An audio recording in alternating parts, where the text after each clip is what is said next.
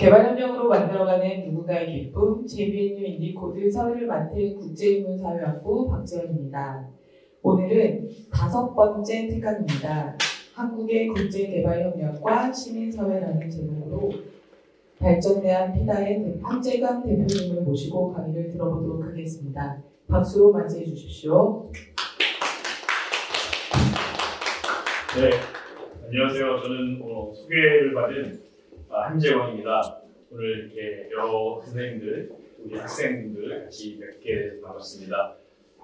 저는 이 전북대 사실 되게 자주 초대를 받았는데요. 오늘은 그 CSO에 대해서, 시민사회에 대해서 이렇게 강의를 하게 되어서 참 감사하고 기쁘고요. 오늘 짧은 시간이지만 제가 우리 한국의 국제개발협력과 시민사회 그리고 포커스를 맞춰서 국제개발협력 CSO에 대해서 가능한 재미있고 또 의미 있는 그런 내용을 전달해 드리도록 노력하겠습니다. 저는 현재 발전대한 피다라는 NGO 단체 대표이고요.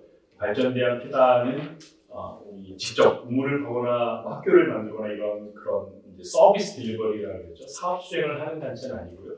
저희는 정책에 대해서 국제개발협력 정책에 대해서 제안도 하고 감시도 하고 하는 그런 단체입니다. 제가 개인적으로는 1999년부터 지금 국제개발협력을 지금 하고 있고요. 그 과정에서 특별히 시민사회에서 계속 이런 활동을 하고 있습니다. 활동과 연구와 강의를 하고 있는데 저희 그런 경험이 오늘 이 짧은 시간에 좀 잘 감겨져서 잘 전달했으면 좋겠습니다. 시작하겠습니다. 최근에는 유엔에서는 NGO보다는 CSO라는 표현을 많이 씁니다. 자, 시민사회 국제개발협력 참여는 사실은 종교조직, 개발엔지오, 노동조합, 자선조직, 전문가 집단, 재단, 시민사회 같이 시민사회 내에 하나로 규정할 수 없는 굉장히 다양한 주체들이 있는데 이 주체들이 각자 자신의 특성을 가지고 오랜 기간 동안 국제개발협력에 참여해 왔습니다. 자, 여러분 화면을 보시면 여러분 익숙한 단체들 많이 있으시죠? 오늘은 이 시민사회 중에서 국제개발협력에 참여하는 CS들을 볼 텐데 여러분 아시는 월드비전, 굿네이버스, 세이브 더 칠드런 이런 단체들 여러분 많이 들어보셨죠? 또 보시면 팀앤팀, 지구촌 나눔운동, 아프리카 어린이 동물 모임, 하트하트 재단 이런 단체들도 기아리체, 굿파버스 많이 보실 텐데 몇 가지 공통점이 보이죠? 월드가 많이 보입니다. 월드비전, 그렇죠? 그리고 저기 지구촌 나눔운동도 글로벌, 그래서 또 월드쉐어 이런 식으로 큰 컨서트 월드와이드, 그래서 국제, 글로벌, 세계 이런 범주도 보이고 굿이라는 단어도 보이죠. 저도 보시면 굿네이버스, 굿피플, 그리고 굿파머스, 그 좋은 일을 하는 단체구나 이런 것도 보이고 어린이라는 이름도 보이죠. 초록우산 어린이재단, Save the Children, 아프리카 어린이 동물 모임, 그렇죠? 그러니까 이런 것 같이 여러분들 보시면 단체 이름에 우리는 세계를 지향하고 어린이를 돕고 우리는 좋은 일을 한다. 이렇게 명시적으로 보이는 단체들도 많이 있습니다. 이런 식으로 우리는 어디서 누구를 위해서 무슨 일을 한다라는 것들이 단체 이름에 많이 들어가 있는데 오늘은 그래서 이 한국에서 있는 일하는 단체들이 역사와 현황과 특징에 대해서 간략하게 보도록 하겠습니다. 한국의 국제개발협력 CS 아까 전 화면에 봤던 많은 단체들이 있는데 이 단체들 중에 상당수는 1950년에 한국전쟁이 있었고 한국전쟁을 도우러 외부에서 온 단체들이 있습니다. 가장 대표적인 데가 어디죠? 월드비전, Save the Children, 어린이재단. 이 단체들은 한국전쟁과 전쟁 피해자들을 돕기 위해서 외부에서 온 단체들이 그 단체들을 돕다가 지금도 열심히 활동하고 있는 단체들이 있습니다. 그런 단체들을 외원단체라고 합니다. Foreign Volunteer Agency라고 FVA라고 하는데 그런 단체들이 한국을 도와서 계속 돕고 있는 단체들이 있고요. 1990년대 여러분 1994년에 루안다에서 내전이 있었습니다. 후투족, 투치족 여러분 많이 영화도 있고 많이 배우셨을 텐데 그 당시에 굿네이버스하고 기아리책이 우리 한국 전문가들을 파견했습니다. 지금 튀르키예나 시리아 지진 피해 동물이죠. 그 활동이 공식적이고 본격적인 한국의 NGO들, CSO들의 긴급 활동인데요. 그리고 1년 뒤인 1995년에 코이카가 우리 NGO들을 이게 재정을 지원하는 ODA를 지원하는 프로그램이 처음 시작됐습니다. 그리고 1990년대는 세계화 시대였죠. 우리 김영삼 전 대통령께서 세계화를 주창하셨는데, 즉 우리가 90년대 중반 후반부터 우리도 세계화 시대에 발전한 한국이니까 우리도 해외를 돕자라는 단체들이 막 등장하기 시작했습니다. 그래서 90년대에 본격적으로 한국에서 개발협력 CSO가 활동을 시작했고요. 2000년대가 되면서 여러분 기억하시죠? 테러와의 전쟁, 아프가니스탄. 미국이 9.11 때 우리 아프가니스탄에 알카이다를 공격하면서 아프가니스탄 전쟁이 일어났고, 2003년에 이라크 전쟁이 일어났었고, 또 기억하시나요? 2004년에 서남아시아에 쓰나미가 일어났죠. 많은 사람들이 피해를 받고, 2010년에 IT 지진이 났었습니다. 그 후에도 계속 지진이 났는데, 이런 식으로 2000년대를 관통하면서 국제적인 전쟁, 분쟁, 그리고 자연재해가 일어나면서 상당수의 많은 한국의 개발협력 CSO들이 모금을 하고 깃발을 들고 현장에 나가서 구호활동을 펼쳤습니다. 그러면서 한국 국민들이 내가 아는 CSO, 내가 아는 NGO들이 저 좋은 일을 하는구나, 나도 모금에 참여해야지. 마치 지금 튀르키예 시리아 지진 구호 모금하듯이. 그러면서 한국 사회에서 CSO들이 굉장히 국제개발 활동의 폭이 넓어지게 됩니다. 그리고 여러분 아시죠? 사랑의 열매 아시죠? 사회복지운동본부에 그 삼성풍장사 이런 코이카 외의 민간 재단들이 이런 우리 CSO들의 국제개발력 사업을 많이 후원하기 시작합니다.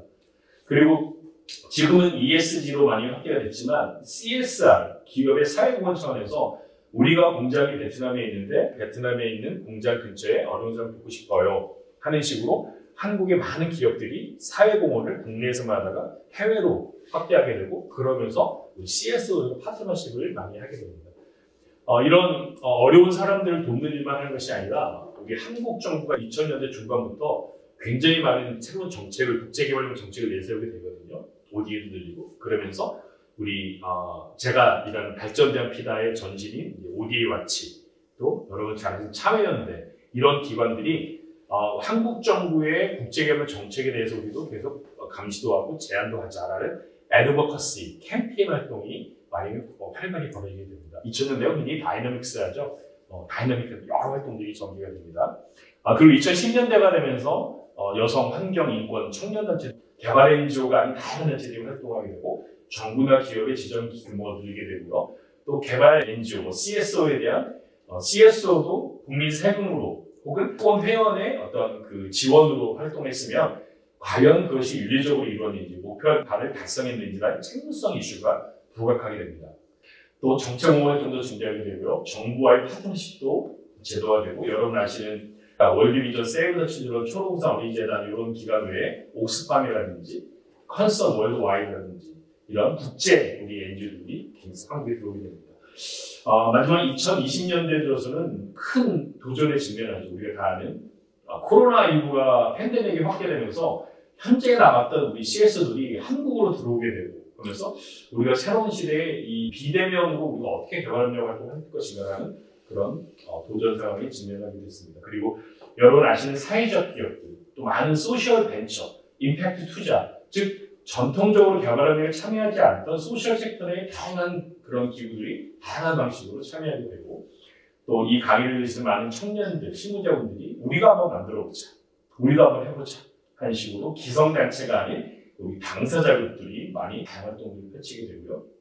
최근에 우크라이나 전쟁, 튀르키예 시리아 지진, 또 미얀마 군부 쿠데타, 아프가니스탄 사태, 이런 때에 많은 다양한 또 인도주의에 대응을 하고 있습니다. 기업의 ESG 열풍 영향되고, 또 투명성과 책무성에 대한 정부 요구가 우리 CSO에게 증대하고 있습니다. 굉장히 다양해지고, 또 정부하고 시민사회 파트너십도 증대하고 있고, 또 새로운 위기에 많은 직면을 하고 있습니다. 자, 그러면 얼마나 많은 기관들이, 우리 CSO들이 국제개발에 참여하는가, 제가 이 그래프를 그려왔는데요. 한국의 개발엔지오 협의체인 국제개발협력 민간협의회라고 KCOC라고 하고 있습니다. 이 이름을 잘 기억하시면 좋은데요. 한국의 이제 이런 단체들이 다 회원으로 활동하고 있는 협의체인데요. 1999년에 24개로 설립되었습니다. 저하고 동기입니다. 저도 저때 시작했는데요. 해마다 초기 보시면은 1개, 2개씩 늘어나죠. 그러다가 2011년이 되면서 우리나라가 OECD 2010년에 가입하고 2012년에 부산에서 세계개발연구 총회하면서 10개씩 막 늘어납니다. 85개, 98개, 108개, 122개. 이제 2010년대 이후에 한국국제개발협력이 발전하면서 수많은 시민사회에 있는 단체들이 국제개발협력에 참여하면서 요 KCOC에 가입하게 된 거죠. 그래서 지금은 최근에는 2018년도 이후에는 140개 내외로 이렇게 되고 있는데 이게 전부인가? 그렇지 않습니다. 여기는 제가 이런 표현을 쓰는데요. 메이저 리그, 일정 조건이 된 기관만 가입할 수 있고 뭐 역사가 짧거나 규모가 작은 단체는 여기에 가입이 이제 좀 대기하고 있는데 그런 단체들도 굉장히 많아서 한 200개 이상이 된다고 보시면 됩니다. 한국국제개발협력 CSO의 현황 유형화를 해봤는데요.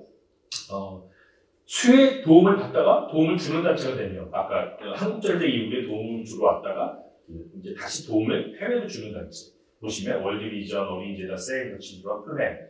한국의 발전 경험을 세계로 전하는 인구보건복지협회, 둘만나 자유기자, 가족계획하는 단체, 건강관리협회, 기생충 잡는-단체, 한국에서 태어난 단체, 국내 이것을 질주하는 뭐 열매나는 더 프랑스 이런 단체들, 또 의사들, 영양사들, 또 교사들, 과학기술자들이 그 전문 분야로 활동하는 단체들이 있고요.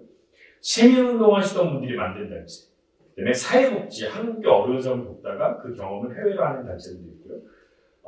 방글라데시, 아프리카, 이런 식으로 아시아 특정 지역만 지원 단체가 있고요.